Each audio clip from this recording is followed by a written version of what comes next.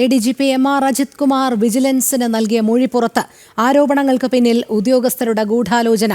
തനിക്കെതിരായ വ്യാജരേഖകൾ പോലീസിൽ നിന്നെന്നും അജിത് കുമാർ ആരോപിക്കുന്നു. എസ് ശാലിനി ചേരുന്നു കൂടുതൽ വിവരങ്ങളുമായി. ശാലിനി, ADGP MR അജിത് കുമാർ വിജിലൻസിന് നൽകിയ മൊഴിപ്പകർപ്പ് പുറത്തു വന്നതോടെ എന്തെല്ലാം കാര്യങ്ങളാണ് അതിൽ പറയുന്നത്?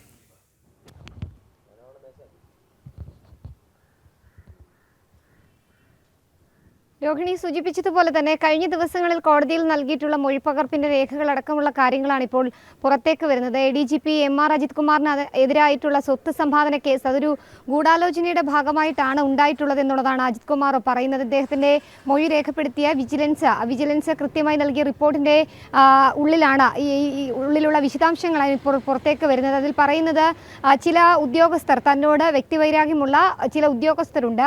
ആ ഉദ്യോഗസ്ഥരാണ് തനിക്കെതിരായി ഈ കേസ് ഒപ്പം തന്നെ ഇതിന്റെ ഗൂഢാലോചനയ്ക്കും പിന്നിൽ എന്നുള്ളതാണ് MR അജിത് കുമാർ ചൂണ്ടിക്കാട്ടുന്നത്. ഒപ്പം തന്നെ അനധികൃതമായി സ്വത്ത് സമ്പാദനം നടത്തിയെന്ന് അവകാശപ്പെടുന്ന അല്ലെങ്കിൽ അന്ന് പറയപ്പെടുന്ന അതിന്റെ രേഖകളടക്കം വ്യാജമായി ചിലത് നിർമ്മിച്ചിട്ടുണ്ട്. അത് അടക്കമുള്ള കാര്യങ്ങൾക്ക് ചില ഉദ്യോഗസ്ഥ തലത്തിൽ ഗൂഢാലോചന നടന്നിട്ടുണ്ട് എന്നുള്ളതാണ് ഈ മൊഴിപ്പകർപ്പിൽ ചൂണ്ടിക്കാട്ടുന്നത്.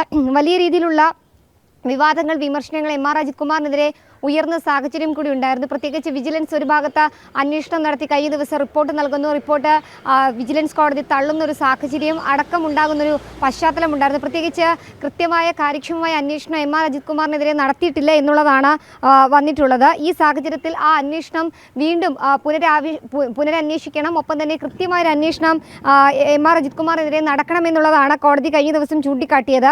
ഈ ക്ലീൻ ചിറ്റ് നൽകിയ റിപ്പോർട്ട് അടക്കം തള്ളിക്കൊണ്ടാണ് കോടതിയുടെ ഭാഗത്ത് നിന്ന് ഇത്തരത്തിൽ ഒരു പരാമർശം വിജിലൻസ് കോടതിയുടെ ഭാഗത്ത് നിന്ന് വന്നത്. ഈ സാഹചര്യത്തിൽ കൂടിയാണ് അനധികൃത സ്വത്ത് സമ്പാദന കേസിൽ ഒരു അന്വേഷണം ADGP MR അജിത് കുമാറിനെതിരെ വീണ്ടും ആരംഭിച്ചിട്ടുള്ളത്. ഈ ആരംഭിച്ച അന്വേഷണത്തിന് തൊട്ടു പിന്നാലെയാണ് ഇപ്പോൾ വിജിലൻസിന് നൽകിയിട്ടുള്ള മൊഴിയുടെ പകർപ്പ് കൂടി പുറത്തേക്ക് വരുന്നത്. അതായത് തിരുവനന്തപുരത്ത് വിവിധയിടങ്ങളിൽ സ്വത്ത് സമ്പാദിച്ചു, ഒപ്പം തന്നെ കവടിയാറിലടക്കം ഭൂമി വാങ്ങിയത് അനധികൃതമായി വഴിവിട്ട രീതിയിൽ താൻ സമ്പാദിച്ചതാണ് എന്നുള്ള രീതിയിലൊക്കെ വാർത്തകൾ വന്നിരുന്നു. ഒപ്പം തന്നെ ഇതിന്റെ അടക്കമുള്ള രേഖകൾ കോടതിയിൽ നൽകിയത് വ്യാജമാണ് എന്നുള്ളതാണ് MR അജിത് കുമാർ വാദിക്കുകയും ചെയ്യുന്നത്. എന്തായാലും വലിയ രീതിയിൽ സർക്കാരിനെ പ്രതിരോധത്തിലാക്കിക്കൊണ്ടാണ് കഴിഞ്ഞ ദിവസം ഈ റിപ്പോർട്ട് വിജിലൻസ് കോടതി തള്ളിയത്. MR അജിത് കുമാറിന് ക്ലീൻ ചിറ്റ് നൽകിയ റിപ്പോർട്ട് തള്ളുന്നൊരു സാഹചര്യം കോടതിയുടെ ഭാഗത്തുനിന്നുണ്ടായി.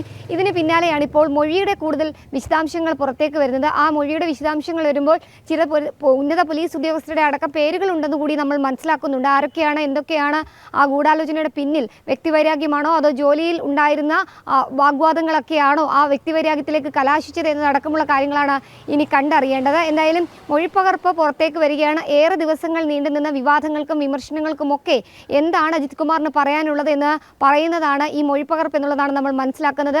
മൊഴിയുടെ കൂടുതൽ വിശദാംശങ്ങളടക്കം വരും മണിക്കൂറിൽ മാത്രമേ പുറത്തേക്ക് വരികയുള്ളൂ. എന്തായാലും ഗൂഢാലോചന നടന്നിട്ടുണ്ട് തനിക്കെതിരെ, തന്റെ സ്ഥാനമാനങ്ങൾ ഇല്ലാതാക്കാൻ, ഒപ്പം തന്നെ തന്നെ അനധികൃത സ്വത്ത് സമ്പാദനത്തിലടക്കം പിടിച്ചു കെട്ടാനടക്കമുള്ള നടപടികൾ ചില ഉദ്യോഗസ്ഥ തലത്തിൽ നിന്ന് ഉണ്ടായിട്ടുണ്ട്.